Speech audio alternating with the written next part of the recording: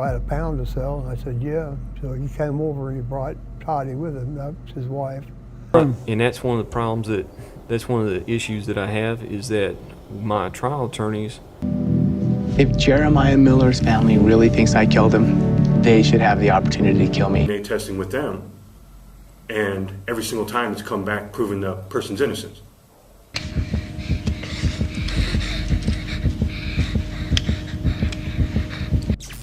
Number 15, Dexter Johnson. Johnson, 31, was sentenced to demise for his role in a double slaying in 2006, days after he turned 18. Johnson and 4 other teens carjacked and robbed Maria Aparis, 23, and Hui Ngo, 17, while they sat in her car outside Ngo's house. Or any other person legally authorized to receive such convicts, where you shall be confined pending receipt.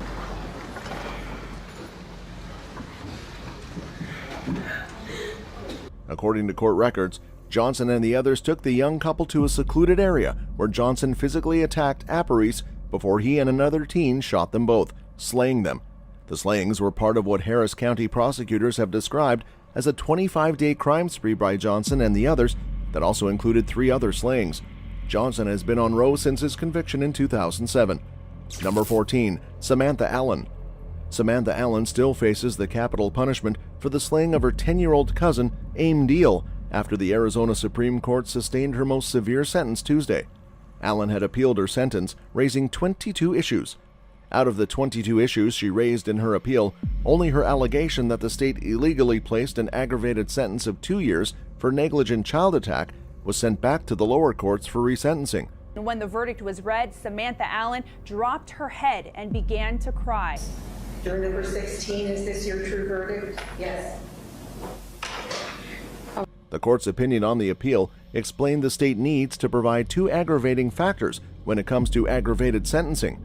In this case, the state only provided 1 for the negligent child attack conviction. The offense involved an accomplice. Number 13, Krista Gale Pike. Krista Gale Pike is an American convicted slayer and the youngest woman to be sentenced to demise in the U.S. during the post-Furman period. She was 20 when convicted of the torture slaying of her classmate Colleen Slemmer, which she committed at age 18. Pike lived a troubled life and dropped out of high school. She joined the Job Corps, a government program aimed at helping low-income youth by offering vocational training and career skills, and attended the now-closed Job Corps Center in Knoxville, Tennessee. On the 12th day of January 1997, your body shall be subjected to shock. I love you. I love you too. I love you too. Pike began dating a man a year her junior named Tatterell Shipp. Together, they developed interest in the occult and devil worship. Jealous of classmate Colleen Slemmer, Krista Pike plotted with friends Shadala Peterson and Tatterell Shipp to confront her. They lured Slemmer to a remote location, attacked, slashed, and taunted her for 30 minutes, carving a pentagram on her chest. Pike fatally smashed her skull. Pike boasted of the crime, leading to their arrest days later. Number 12, George Junius Stinney Jr. George Junius Stinney Jr., a 14-year-old African-American, was wrongly convicted and executed in 1944 for the slayings of 2 young girls in Alcolu, South Carolina. He became the youngest person to be given capital punishment and executed in the 20th century.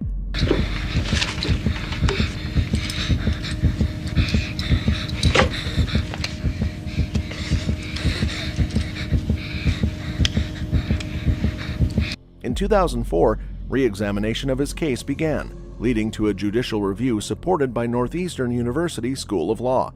In 2014, Stinney's slaying conviction was overturned after 70 years due to an unfair trial establishing his wrongful ending. Number 11, Brett Hartman. Hartman met 46-year-old Wynda Snipes at a bar in Akron and admitted they had physical relationship before she was found slayed in her apartment. The police discovered her body tied to her bed and knifed 138 times. Her throat was slit and her hands were cut off and never found. The police responded to the apartment after several anonymous 911 calls. Hartman later admitted making the calls and hiding across the street as police arrived. Statements made by Hartman to police, a co-worker and a fellow inmate, mentioned cutting off hands to eliminate evidence. Sherry Bevan Walsh of Akron, she has a bad track record of this. You look at Clarence Elk DNA testing with them, and every single time it's come back proving the person's innocence. Hartman eventually acknowledged that he had an intimate encounter with Snipes earlier in the day at her apartment, went back later only to find her mutilated body, then panicked. The defendant washed her blood off his hands and clothes, tried wiping down everything he touched, removed evidence linking him to her apartment, and left after calling 911.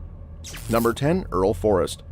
In December 2022, Earl Forrest, who had been drinking, went to Harriet Smith's home and demanded that she fulfill her part of a bargain to buy a lawnmower and a mobile home for Forrest in exchange for Forrest introducing her to a source for methamphetamine.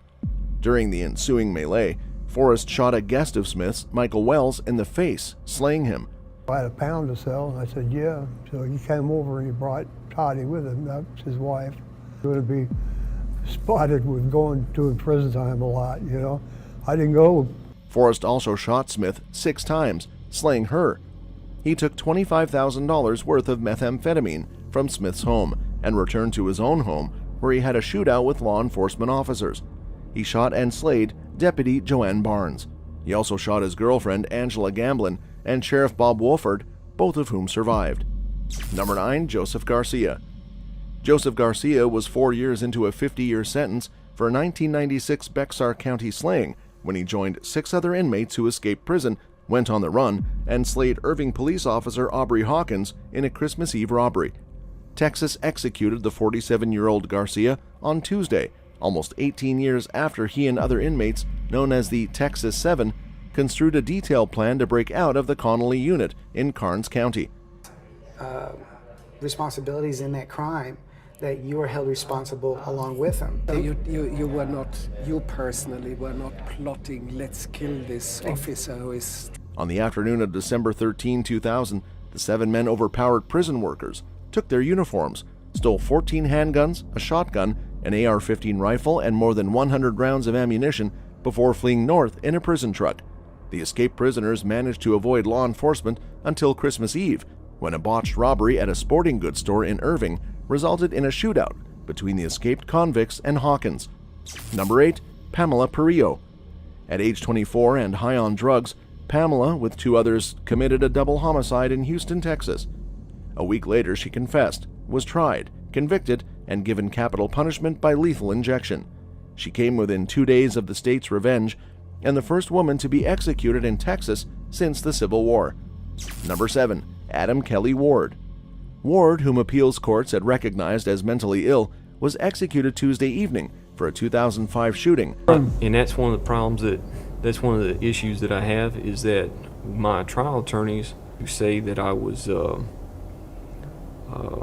incompetent to stand trial. After the U.S. Supreme Court declined his final appeal, he was executed by the U.S. state of Texas by lethal injection. Number 6. Gadongale Parlow-Berry and Christopher Davis. Gadongale Parlow-Berry and Christopher Davis were put on row for the 1996 ending-style slayings of 2 cousins. Actually be convicted of the crime? No, I didn't. I mean, when I first yelled and some of the community activists like Earl Jordan and Gregory Ewing, 18, and D'Angelo Lee, 19.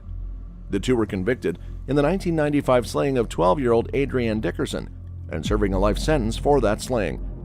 But that conviction was overturned last year after prosecutors learned a witness lied on the stand. Number 5. Rodney Rodell Reed. Rodney Reed is an American Row inmate who was convicted on May 18, 1998. Days before Rodney Reed was set for execution, the Texas Court of Criminal Appeals intervened and stopped it. To kind of keep my mind, distracted away from this stuff. I try not to entertain. By a Bastrop County District Court jury for the April 1996 abduction, physical attack, and slaying of Stacy Stites, a 19-year-old resident of Giddings, Texas. Number 4. Luis Perez. In 1998 in Austin, Texas, Perez entered the residence of a 38-year-old white female and her daughter, a 10-year-old black female. Also occupying the home was a 30-year-old white female. Saved my life. That's the only thing. Nothing else was going to help me but the justice system. We had no idea. None of us have ever in our lives had. Perez struck the 2 adult victims on the head with a cast iron skillet, resulting in their demise. Perez then strangled the 10-year-old with a pair of pantyhose, also resulting in her demise. Number 3. Frederick Baer. On the afternoon of February 25, 2004, Corey Clark and her 4-year-old daughter were alone in their home near Lapel. Her 7-year-old daughter was at school and her husband was outside the state. Bayer entered the residence and used a knife to slit the throat of Corey Clark, then chased down 4-year-old Jenna and slit her throat as well. As far as I did, I guess, I don't know. And she yelled and she...